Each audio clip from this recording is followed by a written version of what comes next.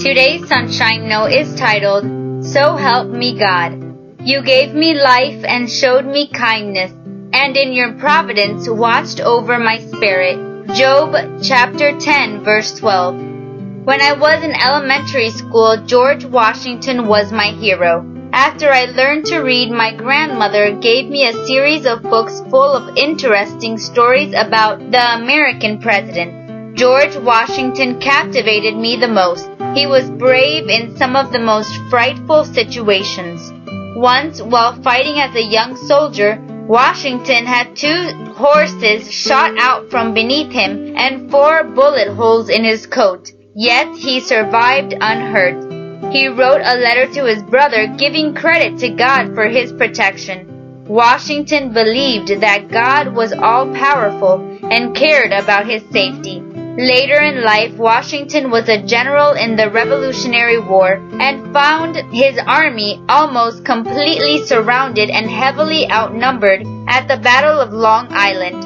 In a daring attempt to survive, he ordered his entire army to be rowed across a river during the night. When daylight came and the army still had not been fully evacuated, an unusually thick fog allowed the remaining soldiers to cross to safety. Washington had managed to remove his army of 9,000 men without the loss of any soldiers. One account of the story says that Washington and his men knelt and thanked God for miraculously rescuing them. There are other events in Washington's life that show he trusted in God's care.